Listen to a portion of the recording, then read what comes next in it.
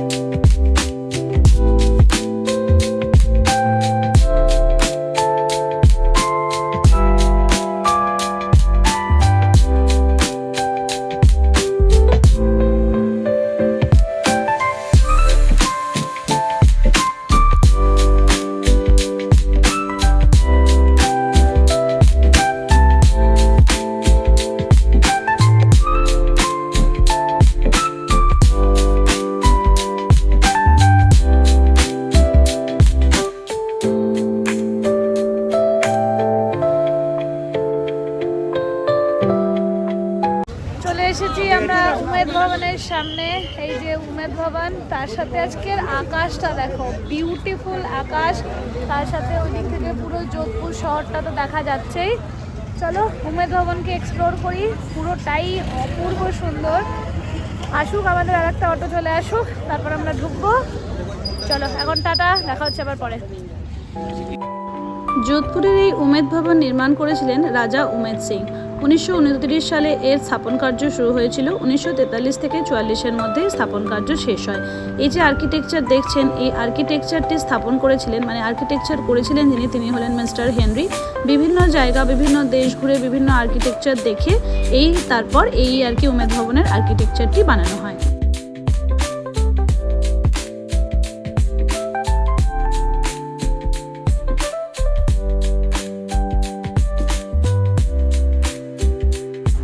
রাজা উমেদ সিং এই উমেদ ভবনটি তৈরি করেছিলেন একটি বিশেষ কারণে।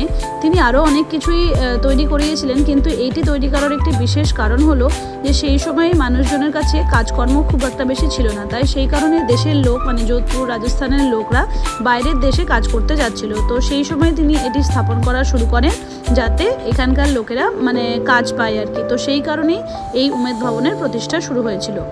যদিও ওনার কাছে অনেক প্যালেসই ছিল যেখানে উনি থাকতে পারতেন, কিন্তু এখানে বিশেষত মানুষদেরকে হেল্প করার জন্যই তিনি একজন জনদরদি রাজাই বলতে পারেন। এ ধরনের রাজাই ছিলেন, মানুষজনের জন্য প্রচুর হেল্প করেছেন। তার অনেক নিদর্শন আর কি যোধপুরে আছে। তার সাথে সাথে এই উমেদ ভবনের ভেতরে ঘুরে দেখলেও দেখতে পাওয়া যায় যে তিনি মানুষজনের প্রচুর হেল্প করেছিলেন।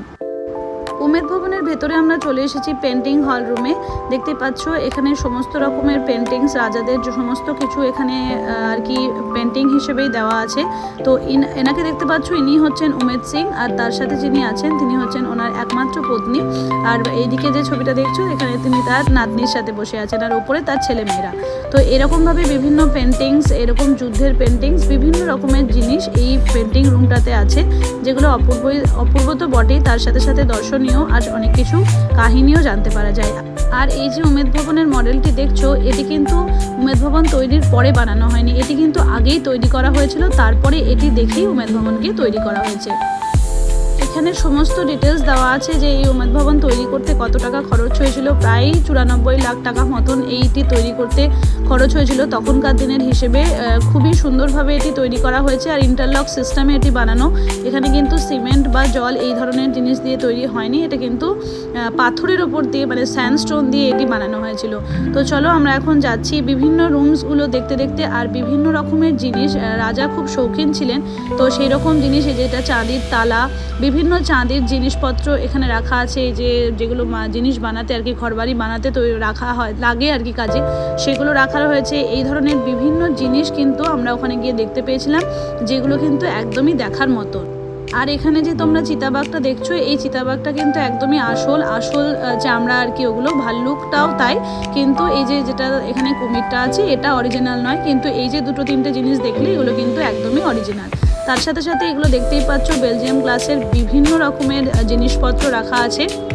আগেই বলেছি রাজা খুবই শৌখিন ছিলেন, তার সাথে সাথে বিভিন্ন রকমের জিনিস তিনি কিন্তু বাইরে থেকে আনিয়ে এই উমেদ ভবনের মধ্যে রেখেছিলেন। এখানে দেখতেই পাচ্ছ বিভিন্ন রকমের জিনিস আছে, সমস্ত কিছু তো বর্ণনা করা সম্ভব নয়। এই যেগুলো হচ্ছে লাঠি, বিভিন্ন রকমের জিনিস আছে যেগুলো তখনকার দিনে ইউজ করা হতো, সেগুলোই এখন এখানে আর কি দর্শনীয় হিসেবে রাখা হয়েছে। যেগুলো ফ্লাওয়ার বাস, প্রত্যেকটা বাইরে থেকে ইম্পোর্ট করে আনা, আতরদানি, বিভিন্ন রকমের জিনিস। আর তিনি ছিলেন একজন ভালো পোলো খেলোয়াড়। তো দেখতেই পাচ্ছ এখানে বিভিন্ন পোলোর প্রাইজ কিন্তু ওয়ার্ল্ড কাপও এখানে হয়েছে এই পোলো খেলা কিন্তু জিনিস। আর এই ঘোড়াটাও দেখছো ওটারই আদলে তৈরি। এই যে প্রাইজেসগুলো দেখতে পাচ্ছ সেগুলো প্রত্যেকটাই কিন্তু তখনকার দিনে ওনারা জিতেছিলেন। আর এটা হচ্ছে ডাইনিং সেট বলতে পারো, ডাইনিংয়ের সমস্ত কিছু জিনিসপত্র এখানে তখনকার দিনে যেগুলো ইউজ হতো সেগুলো সমস্ত কিছু সুন্দরভাবে রাখা রয়েছে।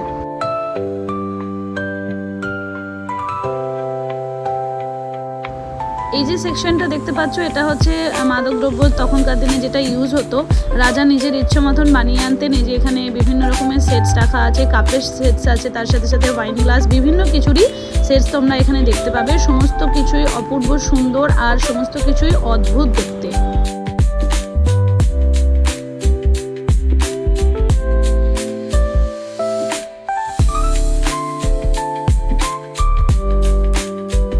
এটিও দেখতে পাচ্ছ তখনকার দিনের কাছের আলমারি, ভাস, বিভিন্ন রকমের ওই যে ওখানে দেখতে পাচ্ছ ড্রেসিং টেবিল, নর্মাল টেবিল, সমস্ত কিছুই তখনকার দিনের ইউজ করা। আর ইনি হচ্ছেন উমেদ সিং।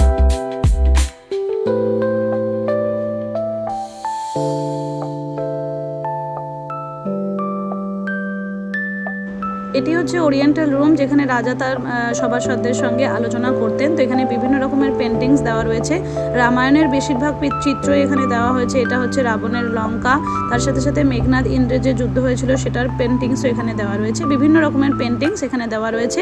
এটা হচ্ছে ঘড়ি ঘর, এখানে বিভিন্ন রকমের ঘড়ির আর কি কালেকশন দেওয়া আছে, যেগুলো এখনও পর্যন্ত অনেক ঘড়ি চলছে। প্রচুর ঘড়ির কালেকশন এখানে দেখতে পাওয়া গিয়েছে। আমরা চলে এসেছি একদম বাইরে, এটাই হচ্ছে বাইরের জায়গা। তো আমি ডিটেলস বলেছি, তোমরা শুনে নাও। উমেদ ভবনের ভেতরে তো তোমাদেরকে তো এই পোর্শনটা দেখালাম। তো এইদিকে যেটা দেখছো এইটুকুই আমাদের ভিজিটের জায়গা। বাইরেটা হচ্ছে হোটেল, মানে এই পোর্শনটাতে তাজ হোটেল। আর এই দিকের এইটা হচ্ছে একটা মিউজিয়াম হল আছে, এখানে ভেতরে একটা হল আছে। আর এর পাশেরটা সেটাতে হচ্ছে রাজা থাকে এখন, মানে এখন রাজা এখানেই আছে। এই যে এইটারও ওই পাশটা হচ্ছে বাইরে বেরিয়ে যাওয়ার রাস্তা, মানে বাকিটাই পুরোটাই হচ্ছে এদিকটা হচ্ছে রাজাদের আর এদিকটা হচ্ছে তাজ হোটেলের। বাকি 10% আমরা ঘুরে দেখলাম। চলো এবার ভিন্টেজ কার এগুলো দেখবো। আর এই যে আমরা এখানে সবাই দাঁড়িয়ে আছি, চলো এখন টাটা। এখন আমরা যাচ্ছি উমেদ ভবন থেকে বেরোলাম, এবার হচ্ছে ভিন্টেজ কার ডিসপ্লেতে যাচ্ছি আমরা। চলো রাজার সব দামি দামি গাড়ি দেখে আসি আমরা। এখানে জামা কাপড় পাওয়া যাচ্ছে কিনতে, অবভিয়াস ব্যাপার, এখানে অনেক বেশি কস্টলি। এইসব দেখতে কোনো কাজ নেই। খুব সুন্দর জায়গাতে তৈরি এটা বলতে পারি। বাকি এটা তো মানে অপূর্ব লাগছে, এখান থেকে ছবি তোলা যাবে পাপায়, দারুণ লাগছে। চলো এবার যাই ভেতরে। উমেদ সিং এবং তার পূর্বপুরুষরা বিভিন্ন কারের আর কি কালেকশন বানিয়েছিলেন, বিভিন্ন ভিন্টেজ কার, রোলস রয়েস এটা দেখতে পেলে। তার সাথে সাথে এটা একটা ব্লু কালারের, ওটা সিলভার প্লেটেড ছিল। তার সাথে সাথে মহিলাদের জন্য এরকম ঢাকা গাড়ি, পুরুষদের জন্য খোলা জিপ গাড়ি, এরকম বিভিন্ন ধরনের গাড়ির কালেকশন এখানে আছে, যেগুলো এখন ভিন্টেজ হয়ে গিয়েছে। আর এগুলো প্রত্যেকটাই বিভিন্ন খুব ভালোভাবে আর কি রক্ষণাবেক্ষণ করা হয়। প্রত্যেকটা গাড়ি আর কি ভিন্টেজ তো বটেই, তার সাথে সাথে মানে এক একটা কালেকশনই অদ্ভুত সুন্দর।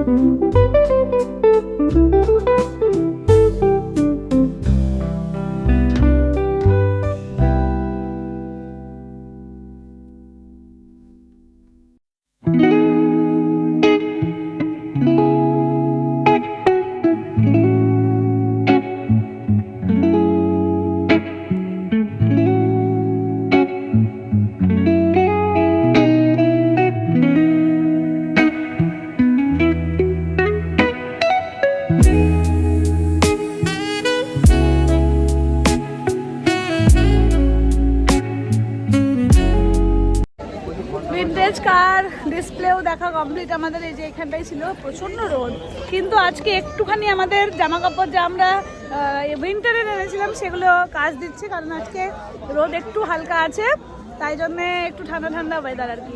তো তার সাথে আমরা কুলফি খাচ্ছি, এই দেখো আমাদের টিম, ওরা প্রত্যেকেই কুলফি খাচ্ছে। আর আমরা জয়সলমীর কীভাবে আজকেই চলে যাওয়া যায়, কারণ আজকে আর আমাদের কোনো কাজ নেই, কিন্তু ট্রেন আর প্রচণ্ড কস্টলি জয়সলমীর এখন, মানে 70,000 72,000 হোটেলের ভাড়া দেখাচ্ছে। মানে আমরা খুবই কস্টলি পেয়েছি, কিন্তু এসেছি যখন তখন ঘুরে তো যাবই। আমরা টেন্টও বুক করে নিয়েছি, হোটেলও বুক করে নিয়েছি, এখন দেখা যাক কি করা যায়। যা যা আছে সেগুলোই যোধপুরে এক্সপ্লোর করতে হবে, জয়সলমীর যাওয়া পসিবল নয়, কারণ কোনো রুম মানে অ্যাভেলেবেল নেই, সব বুক।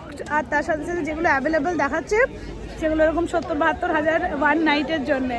তো যাই হোক, এখানে তাজ ছিল, এই যে উমেদ ভবনে আছে তাজ হোটেল, যেটার ভাড়া পার নাইট 6 লাখ। এখানে নিতা আম্বানিরা এসে জন্মদিনের পার্টি করে, ওদের জন্যই ঠিক আছে। চলো কুলফিটা খাই, কুলফিটা ভালো খেতে, 40 টাকা মাত্র দাম, আর উমেদ ভবনের টিকিটও বেশি নয়, 100 টাকা দাম। চলো এবার আমরা বেরিয়ে যাচ্ছি এখান থেকে, দেখা যাক কোথায় যাওয়া যায়, তোমাদেরকে সাথে করে নিয়ে যাবো। এখন টাটা, দেখা হচ্ছে আবার পরে।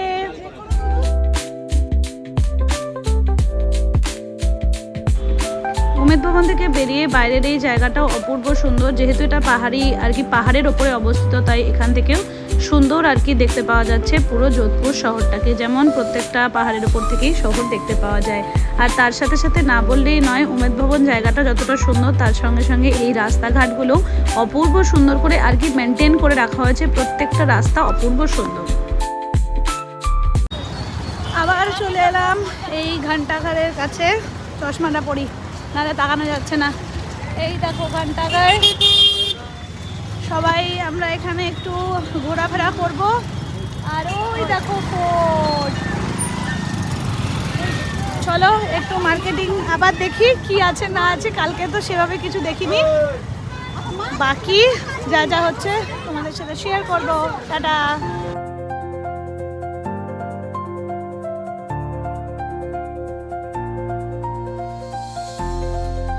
জিনিসপত্র সেরকম কিছু আমরা কিনে নিয়ে চলে এসেছি আমরা খেতে, তখন প্রায় 2টো বেজে গিয়েছিল। এবার আমরা ভাবলাম যে মেহরানগড় ফোর্টের ওপর থেকে সূর্যাস্ত দেখব, তো সেই কারণেই খাওয়া দাওয়াটা কমপ্লিট করে নিতে হবে। তো চলে এলাম আমরা জান্তা সুইটস, এখানে খুব ভালো আর কি শুনলাম রিভিউ, তাই জন্য এখানেই খাওয়ার জন্য এসেছি।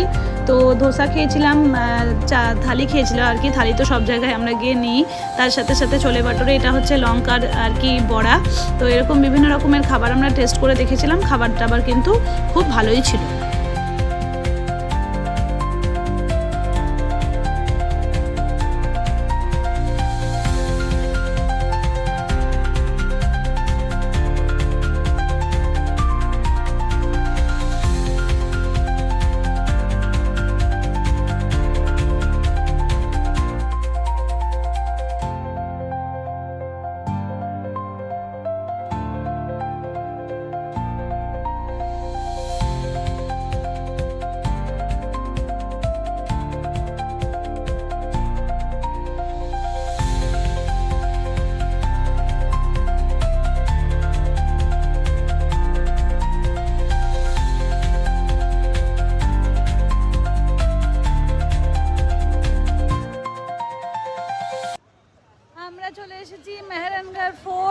এই যে পেছনে হচ্ছে মেহরানগড় ফোর্ট। আমরা ওই জনতা সুইটসে খেলাম, দিয়ে এবার হচ্ছে আমরা এখন সানসেট দেখবো বলে বাজছে এখন 3:20। আমরা এখন এখানেই থাকবো, তো এখানেই যাব। সেকেন্ড টাইম ওই জন্যই এসেছি যে যেন ফোর্ট থেকে সানসেটটা দেখবো। কালকে আমরা ঘন্টাঘরে ছিলাম, ওখান থেকেই আর কি এতটা সুন্দর লাগছে। আজকের আকাশটা খালি দেখো, দুর্দান্ত আকাশ। আর হচ্ছে ওখান থেকেই আমরা সানসেটটা দেখতে পাচ্ছিলাম যে ওপর থেকে কতটা সুন্দর লাগবে। তো সেই কারণেই আমরা করলাম যে আজকে আমরা দেখবো, যেহেতু আমাদের কাছে সময় আছে। কারণ আমাদের উমেদ ভবনও দেখা হয়ে গেছে, যা যা দেখাচ্ছিল। মার্কেট আমরা সেরকমভাবে এখানে কিছু করিনি। আজকে একটু ঠান্ডা ঠান্ডা ওয়েদারও আছে, এখন তো রোদ আছে, কিন্তু এমনিতে ঠান্ডা ঠান্ডায় আজকে একটু হাওয়াটা ঠান্ডায় বেশি অন্য দিনের তুলনায়। বাকি চলো এবার আমরা উপরে উঠবো, যতটা সম্ভব ক্যাপচার করার চেষ্টা করব। বাকি বিউটিফুল আকাশের সাথে এখন ভিডিওটা বন্ধ করি, দেখা হচ্ছে আবার পরে, টাটা। আমাদের এখানে আসার প্ল্যানটাই ছিল যে আমরা মেহরানগড় ফোর্টের ওপর থেকে আর কি সানসেট দেখব, কিন্তু যেহেতু মেনটেন্যান্সের জন্য মেহরানগড় ফোর্টে যেখানটায় আমরা যেতে চাইছিলাম ওটা বন্ধ ছিল, তো সেই কারণে আমরা এখন যাচ্ছি অপোজিটে একটা মন্দির আছে সেখানে। আমাদের এই ওপরে ওঠার জার্নি শুরু হয়ে গেছে। পাপাই সবার শেষে আস্তে আস্তে উঠছে। সিঁড়ি করা হয়েছে এখানে, কিছু কিছু তো সিঁড়ি আছে, বাকি জানি না কি অবস্থা। চলো কতদূর উঠতে পারি সেটাই আগে দেখি। ওইখানে যেতে হবে। সিঁড়ি তো মানে সেই মেঘালয়ের কথা বারবার মনে করে দিচ্ছে। টিঙ্কুর মনে হচ্ছে স্টপেজ এসে গেছে। চলো বাবাই ঠিক করেছি, আমরা পরে পৌঁছাবো, তোমরা আগে পৌঁছো আর কি। পুরি বাবারে, চলো যা যাক উঠি, তারপর একটু পরে আবার। এই দেখো উমেদ ভবন কতটা দূরে, একবার চিন্তা করো। আর এই হলো আমাদের ফোর্ট, কিন্তু আজকে ফোর্টের ওপরটা বন্ধ, সেই কারণে আমরা এখান থেকে উঠে আসছি। যেতে হবে অনেক দূর, একদম ওপর থেকে তো দেখাবোই, তার আগে ব্লু সিটিতে একবার দেখে নাও। ফোর্ট তো বারবারই মানে কি বলবো, চোখের সামনে চলে আসছে। এখানে ফুল গাড়ি পার্কিংয়ের পাশের রাস্তাটা দিয়ে এখান দিয়ে আসা যাবে। ওপরে গিয়ে নজারা আরও সুন্দর হবে। বৌদিরা আসছে, আর এইদিকে উমেদ ভবন। চলো ওপরে যাবো আবার। এই যে সিঁড়ি, একবার সিঁড়িটা দেখো, এই যে এইভাবে উঠতে হবে এখন।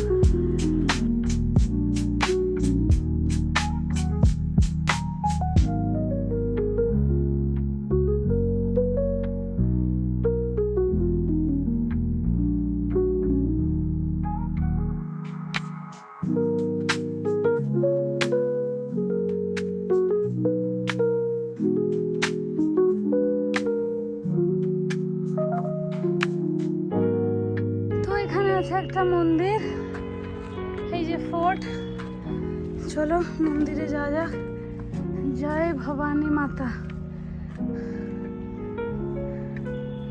জুতো খুলতে হবে তো, কোথায় রাখলে? চলো এখানে জুতো খুলে দি। এই যে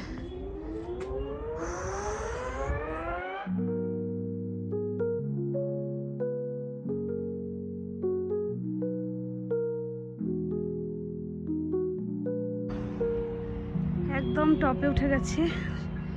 এই দিক দিয়ে রাস্তা, এটা ব্যাক সাইড, ফোর্টের ব্যাক সাইড, এটা মন্দিরটারও। এটা 2x জুমে দেখাচ্ছি। এখানে ওই যে জোড়া যেটা ছিল একটা desert park, rock desert park, ওটা। তার সাথে সাথে এই যে এদিকে তো এটা হচ্ছে উমেদ ভবন। এই যে উমেদ ভবন, আর এইখানে আছে ফোর্ট দেখাচ্ছি। এই যে এইটা মাথার উপরে ফোর্ট, আর এই যে এখানে মন্দির। চলো মায়ের দর্শন করে আসি। এটা গুহার মধ্যে, এই মন্দিরটা একটা গুহার মধ্যে। এই যে খুব সুন্দর। চলো যাওয়া যাক। ওই বাবা, জয় মা, মঙ্গল করো মা।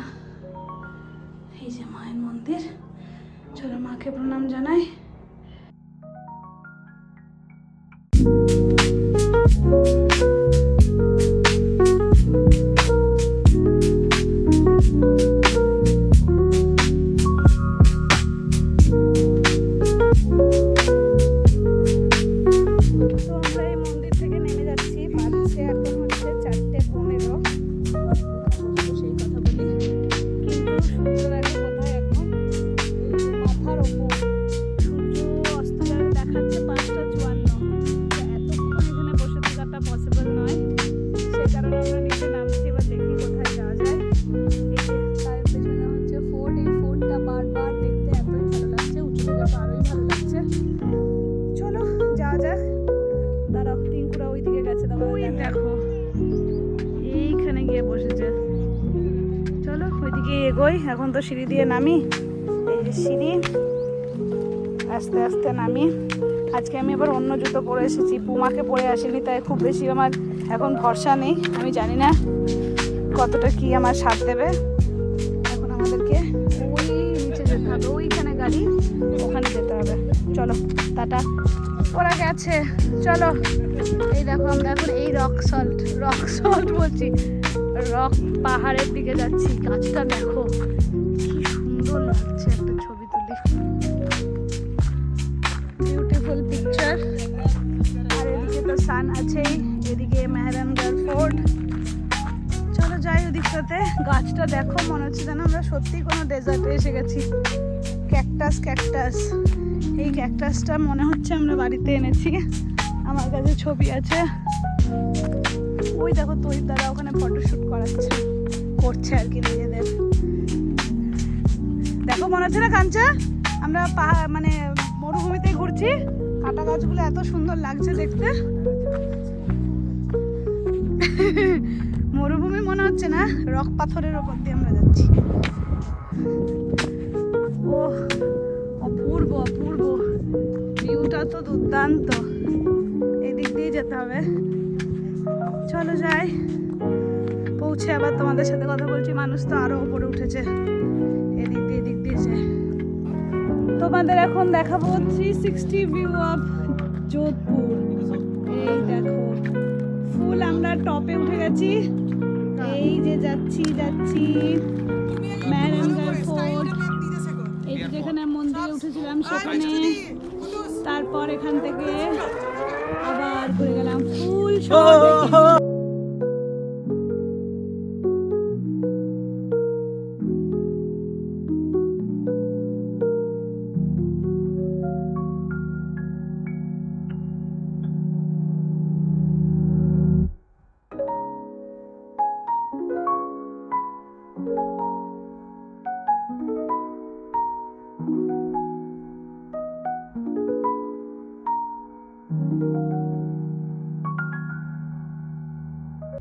আমরা একদম সানসেট টাইমের একদম কাছাকাছি, 5:50 বেজে গেছে। 5:59 হচ্ছে সানসেট টাইম। এই যে সূর্য দেখতেই পাচ্ছ তোমরা। তার সাথে সাথে আমরা এতক্ষণ এই জায়গাটাতেই বসে থাকলাম। এইদিকে মেহরানগড় ফোর্ট। আকাশ তো আজকে একদম ঝকঝকে আকাশ ছিল। আর সবাই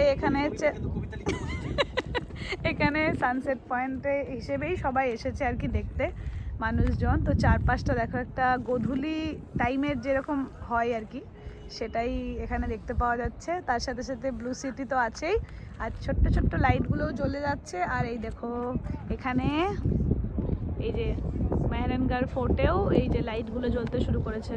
তো যাই হোক, ফোর্টে যাওয়া হয়নি, আমরা ফোর্টে যাবো বলে এসেছিলাম, কিন্তু একদম না, ফোর্টে উঠতে দেয়নি। কারণ হচ্ছে ওখানে মেনটেন্যান্সের কাজ হচ্ছে বলে আমাদেরকে যেতে দিল না। কিন্তু এইখানটাতেও খুব সুন্দর একটা ভিউ আমরা পেয়েছি। তার সাথে সাথে হচ্ছে হাওয়াটাও খুব সুন্দর আসছে।